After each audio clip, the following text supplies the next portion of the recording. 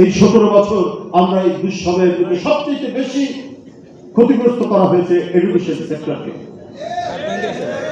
নৈতিকতার শিক্ষা তো মানুষকে নৈতিকভাবে উন্নত করে, মানুষের চরিত্রকে অত্যন্ত শক্তিশালী করে, কিন্তু শেখ হাসিনা ওটাকে ধসিয়ে দিয়েছে। শুধু প্রশ্নপত্র ফাঁস, প্রশ্নপত্র ফাঁস। এই প্রশ্নপত্র ফাঁসের যারা একটা প্রতিযোগিতা চলেছে, কি পিএসসিতে, কি ঢাকা বিশ্ববিদ্যালয়ের ইংরেজি বিভাগের অ্যাডমিশন টেস্টে, কি আপনার সরকারি চাকুরির ক্ষেত্রে, প্রত্যেকটি জায়গায় প্রশ্ন ফাঁস। প্রশ্ন ফাঁস যেন শেখ হাসিনার আমলের একটা সংস্কৃতি, একটা কালচারে পরিণত হচ্ছে। কেন? উনি চাননি, উনি দেশের লোক উন্নত হোক, নৈতিকভাবে গড়ে উঠুক, এটা চাননি, যার ফলশ্রুতি হয়েছে ভয়াবহ। এক স্কুলের হেডমাস্টার তার এক ছাত্রী তাকে অশ্লীলতার মধ্যে ফেলে তার ছবি ভিডিও করে সেটাকে পোস্ট করেছে। নারায়ণগঞ্জে একজন স্কুল শিক্ষককে কান ধরে উদ্বাস করানো হয়েছে। যখন রাষ্ট্র এবং সমাজে নৈতিকতার ধস নামে, তখন সর্বত্রই এটা প্রসারিত হয়, সর্বত্র এটা ছেয়ে যায়। আমরা সেটাই দেখেছি শেখ হাসিনার আমলে। কোন শিক্ষা ব্যবস্থা ছিল না। ওই যেটি রুবাইয়ের ক্ষেত্রে চলেছে, শুধু বাপদাদের নাম আর ভাই বোনের নাম ছাড়া আর যেন কোনো ইতিহাস নেই, আর যেন কোনো শিক্ষা নেই। এইভাবে জোর করে এক ভয়ঙ্কর ফ্যাসিবাদী দুঃশাসনের রাষ্ট্র তৈরি করেছে। সব প্রতিষ্ঠান তার আত্মীয় স্বজনের নামে, সবকিছু ইতিহাস তার নামে, তাদের নামে। শেখ কামালের নামে সেতু কেন? শেখ কামালের নামে তো ব্যাংক ডাকাতির অভিযোগ আছে। আপনি সেটার আগে ইয়ে করেন, সেটার তো কোনোদিন কোনো ব্যাখ্যা দেননি, সেটা তো আপনি জনগণকে ক্লিয়ার করেননি। আপনার দুটো পরিবারের মধ্যে একটা সৎ মানুষ স্বাস্থ্য খুঁজে পাওয়া।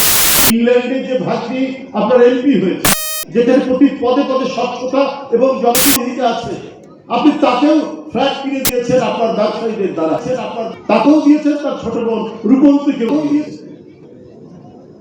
এই তো হচ্ছে আপনার বৈশিষ্ট্য। তা আপনার আমলে কোথায় পাঠাগার হবে, কোথায় গ্রন্থাগার হবে, কোথায় একটা ভালো স্কুল হবে, সেটা হয়নি। এবং পৃথিবীর ডিক্টেটররা তাই করে।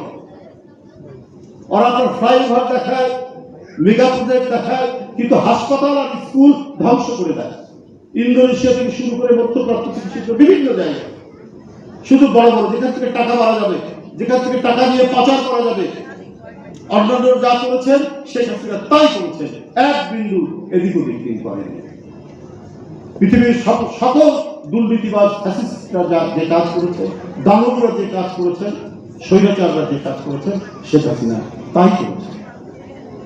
পুতুলের নামে সম্পত্তি, আরে 60 কাঠা জমি পূর্বাচলে আপনার তো সুধা ভবন আপনার, তাহলে পুতুলের লাগবে কেন, জয়ের লাগবে কেন?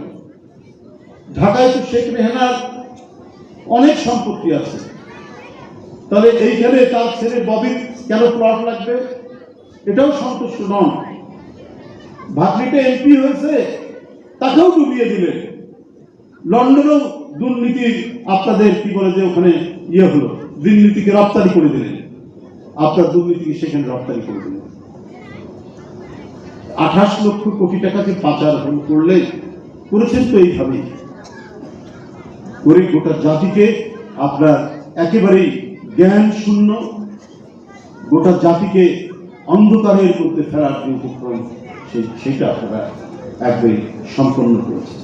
দরকার নেই বাংলাদেশে কোনো ভালো ইঞ্জিনিয়ার হোক, কোনো ভালো ডাক্তার হোক, কোনো বিজ্ঞানী হোক, বড় সাহিত্যিক হোক, কোনো দরকার নেই। আপনার সব কোনো একটা দেশ আপনাকে সব এগুলো সব দিয়ে দিবে। যারা হয়েছেন অন্তর্বর্তীকালীন সরকার, তাদেরকেও তো মাথার মধ্যে রাখতে হবে। কোনোভাবেই যেন আপনারা সংস্কার করবেন, করুন, কিন্তু এমন সংস্কার করুন যাতে আর কোনোদিন ফ্যাসিবাদের উত্থান না, সেই ধরনের একটা কিছু আপনার দৃষ্টান্ত স্থাপন করুন। তা না হলে তো আপনার নানাভাবেই তারা মাথা চাড়া দেবে। এখনো চালের দাম কমেনি, চাল তুমি কোনোভাবে নিয়ন্ত্রণ করতে পারছে না। হয়তো সবজি টবজি এইসবে উঠে এটা হয়তো কিছুটা দাম কমে এসছে, কিন্তু নিয়ন্ত্রণ করতে পারবে না। এক চালের দাম না কমানোর কারণে, দুর্ভিক্ষ হওয়ার কারণে শেখ মুজিবের পাহাড় সমান জনপ্রিয়তা একবারে ধুলায় লুটিয়ে গেল এবং তার 15ই আগস্টে পরিবার সহ যে এইরকম মর্মান্তিক মৃত্যু হলো, কিন্তু মানুষ কেউ ইন্না লিল্লাহে পড়লো না। এটা আওয়ামী লীগ কোনোদিন বিশ্লেষণ করেনি। কেন করলো না মানুষ? যে আমার বাবার রাজত্বে বাংলাদেশ ভালো মতো চলেনি। যদি দুর্ভিক্ষে মানুষ কলা গাছের পাতা, আম গাছের পাতা চিবিয়ে খায়, আর একই সময়ে 32 নম্বর ধানমন্ডিতে সোনার মুকুট পরে যদি ভাইয়ের বিয়ে হয়, এটা মানুষ ভালোভাবে নেবে না। এই বোধ শেখ হাসিনা আওয়ামী লীগের নেতাদের ছিল না। যদি থাকতো তাহলে আবার তারা দ্বিতীয় বাকশাল, দ্বিতীয় গণতন্ত্র হরণ এবং দ্বিতীয় তারা 2-0 বাকশাল করে গোটা দেশকে আরেকটি বন্দিশালায় পরিণত করতে পারত। এই জন্য অন্তর্বর্তীকালীন সরকারকে বলি, আর যেন কোনো আইনা ধারণ না হয়। আপনারা এখন সেই ব্যবস্থা নেননি কেন? যে চালের দামও আপনাদেরকে কমাতে হবে। আপনি জুলাই ঘোষণার কথা বলবেন, আপনি অনেক সংস্কারের কথা বলবেন, কিন্তু মানুষের পেটে ক্ষুধা থাকবে, তখন ওরা ওই ঘোষণাটা শোনা কিছু শুনবে না, মানুষ এগুলো শুনবে না। আপনার এটাও কন্ট্রোল করতে হবে, বাজার নিয়ন্ত্রণ করতে হবে, সিন্ডিকেট বাজদেরকে ধরতে হবে, অপরাধীদেরকে ধরতে হবে, তাদেরকে আইনের আওতায় আনতে হবে এবং সমাজের মধ্যে একটা স্বস্তি আনতে হবে এবং মানুষ যাতে কমপক্ষে মোটা চাল, মোটা কাপড় পরে জীবন ধারণ করতে হবে, সেই নিষ্ঠা দিতে হবে। এটাই জিয়াউর রহমান নিশ্চিত করেছিলেন। এটাই শ্রেষ্ঠ অর্জন জিয়াউর রহমানের।